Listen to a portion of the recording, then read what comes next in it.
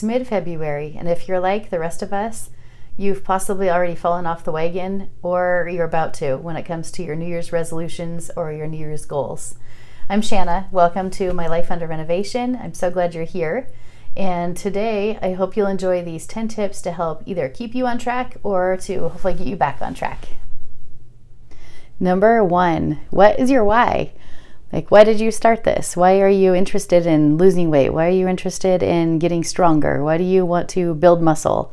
We all have a why, or we wouldn't be starting our health and fitness journey in the first place. So make sure you actually stop and think about that, not just surface level why, like, oh, I want to lose weight. Like, really dig deep. What's your real why? Like, figure it out. And I encourage you to write it down. Like, maybe it's because you have, you're really unhealthy and you're like a detriment to your health. You're gonna have to be on medication, or you're borderline diabetic. There's all these things. Or maybe you just really want to get healthy and keep up with your kids. And maybe you miss the way you used to feel when you could go into the store and go shopping and not worry about things not fitting. Maybe you just want to feel healthier, like from the inside out. Whatever it is, make sure you write it down and keep that, at the surface of things. If you're starting to get off track, you go look at what you wrote down and be like, okay, that's why I started this. That's why I can't quit.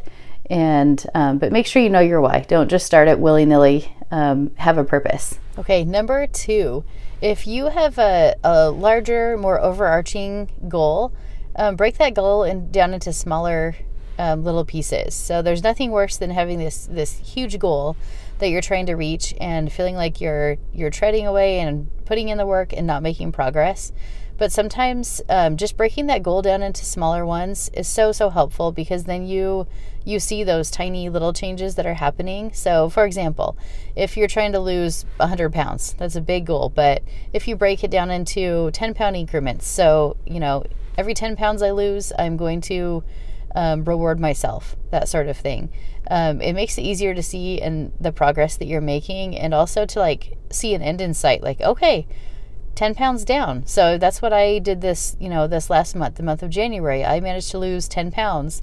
And when I'm trying to lose 40 to 50 pounds, 10's a chunk of that. It's a good chunk. And so it made me feel like, okay, I can do this. I'm making progress. So break those big goals down into smaller goals that feel more manageable and ones you can feel like you're actually making legit progress towards. Quick side note, really do honestly reward yourself as you hit those small goals. It makes all the difference, and it can be something super simple. So I just picked up this really cute Starbucks cup, and it was even on clearance for $11.24. So win-win.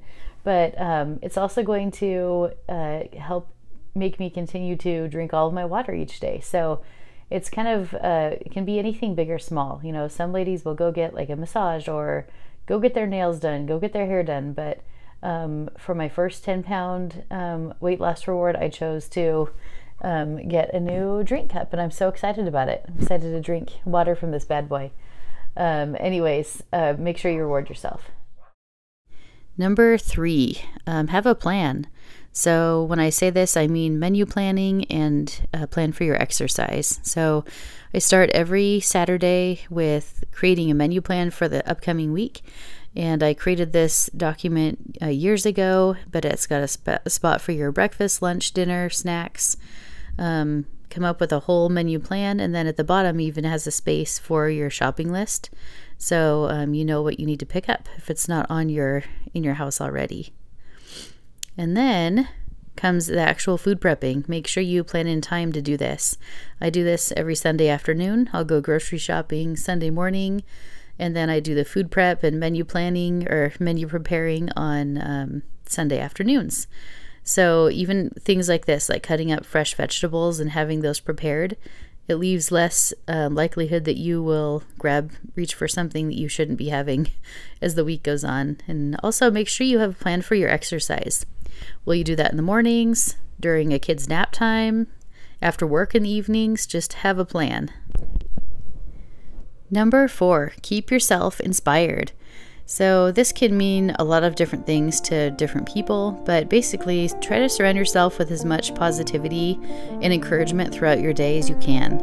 I like to change out this chalkboard in our dining room to have different little positive messages and greetings.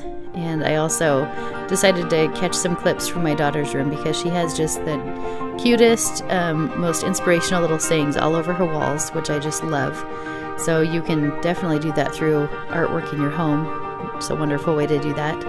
And then at work too, I spend 8 hours a day in my office or, at my job. So don't forget about that space as well. It's a really important place to, give yourself some encouragement. And I absolutely love the quote, "Your life is your story, write well, edit often." So hence the cute little typewriter ornament that I have sitting here on my desk. Every time I look at it, I think of that quote, and I feel like that quote's just so very true.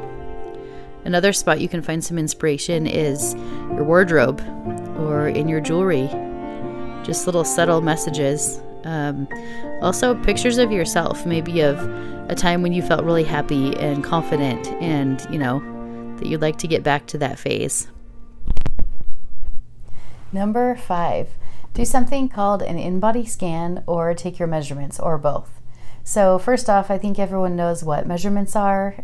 Things like your waist, your hips, your chest, your arms, your legs. So take measurements anywhere you're hoping to see changes, growth or decreases.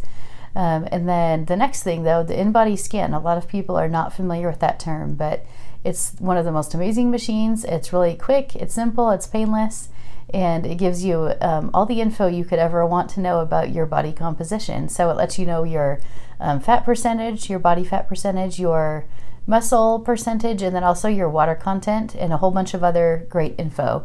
Things that are really helpful for just acknowledging and making note of all of those non-scale victories. So it's so easy to get fixated on a number on a scale. And if that number on the scale is not budging, it can be super defeating and it can lead you to just give up. So an in-body scan kind of eliminates a lot of that, and it does show you that, hey, you really are making progress, you really are making growth. I'm not affiliated or anything with the GNC stores, but they have a really great program where they have an in-body scan machine inside their stores. I'm assuming all stores do. I don't know that for sure, but check with your local GNC and find out. You can either come in and you can use their machine for $5, or you can spend $25 worth towards products in their store, and then you can use the machine for free. So pretty awesome resource, and yeah, check them out. I would definitely recommend getting an in-body scan done though, for sure. So in-body scan, measurements, get those done. All right, we're halfway through. If you find that you're enjoying this video, I'd absolutely love if you'd hit that red subscribe button and give this video a quick thumbs up. Number 6, do some sort of a weekly tracking system for both your food intake and for your exercise. So I encourage you, kind of like a food journal, write down what you ate that week, how much water you drank, so on a daily basis. Also write down your exercise, like what did you do exactly. So one, it holds you accountable. If you know you have to write those things down, you're not going to want to have to write down bad foods. So I use my FitnessPal fairly often for that, but I also used to just jot it down in a notebook. So whatever works better for you. And then same thing with your exercise. So keeping tabs on what you're doing, it's fun to write those things down. Those are fun things to jot down, like, oh, I went and walked 5 miles. Oh, I went on the exercise bike today. I went for a bike ride. I went to the gym. And this also helps you if you hit a week where you're not making any progress. It's nice to look back and see, okay, that week I ate this and I did this as far as exercise goes, and those things worked for me. So I feel like those are really helpful tools down the line. So do yourself a favor and record your food intake and your exercise. Number 7, make sure you take progress photos. So start from the very beginning if you can. If you already have gotten started, don't worry about it. Take pictures now. But it's so nice to have that something to compare, where you're at now to where you started at. And sometimes you need that little extra push, that extra motivation to keep going when you're feeling like, nothing's happening and I'm working so hard, it's nice to do those like side-by-side photos. So they can be uncomfortable if you don't like having your photo taken, but at least take selfies. If you don't have someone else take a photo for you, take selfies, but take pictures. You'll appreciate it down the line so you can see your progress that's happening. So do it. Number 8, don't overthink things. It's just that plain and simple. Try to eat healthy as you can and move your body. And that's it. Okay, number 9. It's a quick and simple one. Quit doing the all or nothing method. So if you ate a crappy breakfast, don't say, okay, I'm throwing the towel in on the day. I ate a crappy breakfast, I'm done. I'm going to eat junk the rest of the day. Just don't do that. It's that simple. We all make mistakes. We slip up. We have moments of weakness. If you have some chocolate and you are planning to have no sugar, don't just call it complete quits on your day. Just pick up where you left off and try to eat your healthiest the rest of the day. Same thing with your workouts. If you miss, you're going to say, I'm going to work out the whole week. If you miss your Tuesday workout, don't say, okay, well, I might as well not work out the rest of the week because I missed my Tuesday. Don't do that to yourself. Just do the best you can, and do not do all or nothing. It's not worth it. Most importantly, make sure you're doing something you truly enjoy. So my family loves to hike. I'm hiking with my daughter today. This is Zenley, and we are lucky enough to live near an area where there's beautiful hiking spots and wonderful outdoor options all around us. So we're definitely blessed by that, but we definitely take advantage of that too. So make sure you can do something that helps you stay active while getting out in nature if possible. It's nice to get fresh air. We're frozen right now, huh sis? We're pretty cold. I don't know how cold it is, but somewhere between like 8 and 30 degrees probably. Anyways, it's a cold day, but it's also very beautiful. Check that out. I'll spin around. I'll do a spin view so you can see where we're at. It's so pretty here. Just like I said, we're lucky to live where we do.